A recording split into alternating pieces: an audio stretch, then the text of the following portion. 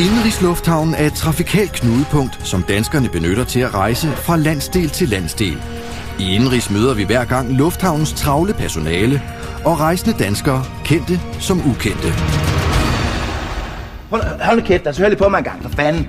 I sidste uge lykkedes det musikproduceren Thomas Blachman at få et boardingkort ved at indrømme, at han er Thomas Blachman. Skide godt, så er Thomas Blachman. Kan jeg få den billet? Men det er langt fra den eneste forhindring, han møder. Stewarden og VIP-handleren Sverre fortæller stadig anekdoter. Jeg elsker Birte. Pas på den knaldrøde gummibåd. Men vi starter i lufthavnsterminalens travle juicebar. Oliver er DJ, musikproducer og rapper, men til daglig er han ansat i lufthavnens trendy juicebar. Her giver han passagererne mulighed for at købe sunde forfriskninger inden deres rejse. Arbejder i juicebaren, ikke? Men altså, det er mere fordi, at jeg bare fik at vide, at jeg var pissegod til det, ikke? Det er meget fedt. Det er meget fedt at lave noget, som man får at vide, man er pissegod til, ikke? Men altså, i virkeligheden, så er det musikken, jeg brænder for. Det der er med det, der er alt. Det vil sige, altså, jeg har mit eget pladeselskab. Boom Shakalaka Boom Sticky Boom Boom Records. Jeg ved ikke om... 2 sekunder. Fuck. Sådan der. Når vi står i en juicebar, så er det ikke bare det, vel? Altså, det er ikke bare det at stå og presse frugter ind til der kommer juice ud af dem, vel? Så kører der også sådan et spil. Er du med, ingefær? Hey, så kører det ping-pong, mand. Skal der æbler, skal der have jordbær. Skide godt. 6 minutter op til Linda! Det er lige så meget med attitude, ikke? Appearance, ikke? Det fandme vigtigt. Du skal ikke bare stå og presse juice, ikke? Hvis du for eksempel er i joggingbukser, eller du er bare for fed, vel? Ja, det kan der ikke. Det kan godt være, men så er der bare ikke nogen, der gider at drikke lort, altså. Sådan er det. Fandme vigtigt, ikke? Men luk nu op, vi skal ikke diskutere det. Jeg magter simpelthen ikke den diskussion lige nu, for fanden. Det gør jeg ikke. Musikproduceren Thomas Blachman venter på, at hans fly skal borte. Og han er stærkt utilfreds med sin plads. Okay, det er bare fordi, jeg står her med en flybillet. Så står der sæde 42F. Det er der sgu ikke meget champagne over. Det er ikke fordi, det ligefrem lugter af kaviar. Det er bare mig. Altså, jeg spørger bare for fanden. Altså, hvad vil du gøre ved det? Jamen, der er ikke noget, jeg kan gøre. Der er fyldt op. De er sgu alle sammen. Du vil ikke gøre for det. Du kan fandme gøre noget ved det, altså. Du skal aldrig op noget lignende, ikke? Folk, de siger, at selvoptaget. Det er skide godt. Folk siger, at selvoptaget. Det hele skal handle om mig. Men sådan er det ikke. Sådan er det ikke nødvendigvis, for fanden. Jeg vil skide gerne høre på andre folk. Jeg vil skide gerne høre andres mening om mig.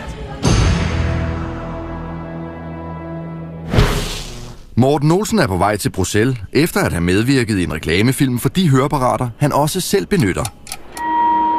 Vil landsholdstræneren Morten Olsen være venlig at gå til gate 5? Og det var landsholdstræneren for det danske landshold i herrefodbold, forhenværende anfører for landsholdet og vinder af UEFA Cup i 83, hvor andre lag slog Portugal i finalen. Vær venlig at gå til gate 5.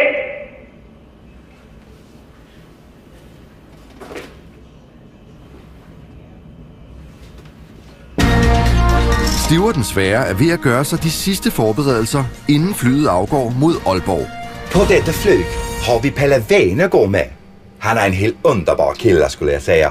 Välkommen Pelle, välkommen. Vänta. Champagne Pelle.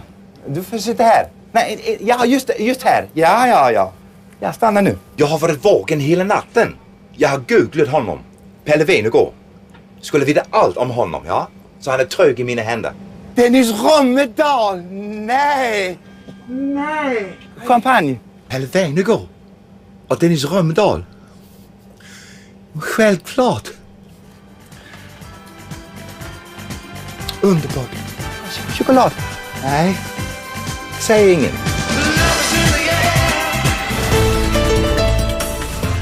Ved bagagebåndet i ankomsthallen kombinerer rengøringsassistenten Gylsen W. Pedersen arbejde og fornøjelse.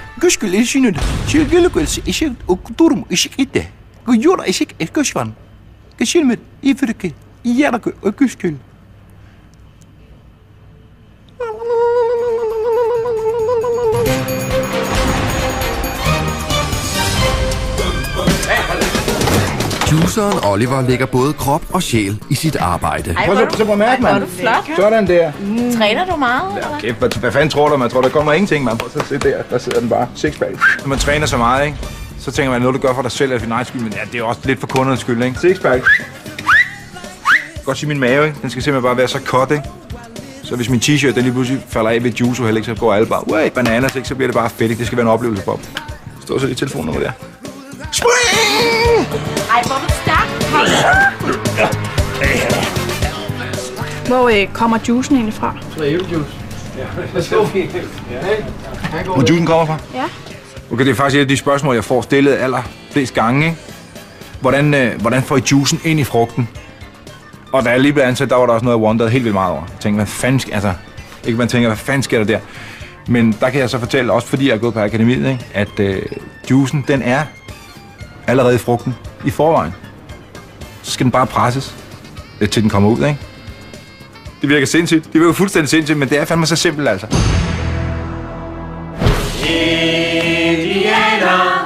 Thomas Blachman er alt andet end begejstret for sine medpassagerer. Amatørkoret Beat That Blue. Hold nu kæft. Hold så kæft. Fanden er det ikke. Hold nu kæft, altså. For fanden, altså. Hold nu kæft. Skide godt. Hold nu kæft, altså. For fanden. Der må være en skolelærer eller en mor på et eller andet tidspunkt, der har sagt til jer, I fandme ikke kan synge, altså. Det er forfærdeligt, det der. Sådan der, ikke? Sådan skal den landevejsrør fandme klynge sig op, altså. Skulle nogen, der har sagt det til jer? Ja, for fanden. Kunne fanden sige tingene lige ud? Men folk skulle ret til, at man kalder en spade for en tonedøv spade, når det forholder sig sådan, altså. For fanden, så slipper folk for at bruge deres liv på at jagte en eller anden guldkalv ude på en eng, altså. I flere år. Der er fly til Aalborg gate 7, og det var fly til Aalborg gate 7. Vær venlig at gå til gate. Skide godt. Ja, tak. Skide godt. Tak for det. Tusind tak. Er det her? Sådan der. Så er vi igennem. Stop. Jeg skal lige bede om noget billede-ID. Billede? For fanden, lille søde pige. Du skal kigge på mit ansigt, altså. Se dig for fanden. Åbn dine øjne. Brug din sanser, altså. For fanden. Det er det, vi har dem til. Thomas Blachman. Det er jo ikke, fordi der render hober rundt, der ligner mig, vel, altså. Det er Thomas Blachman. Undskyld, hvad fanden sker der her? Følg med i næste uge, hvor Oliver pludselig lukker juicebaren, fordi han er blevet inviteret til en casting. Bare skal til Paradise Hotel. Casting. Og skuespilleren Ole Testrup ankommer til Indenrigsterminalen. Så slipper jeg sat ned og sprælle mig en brandskid, du.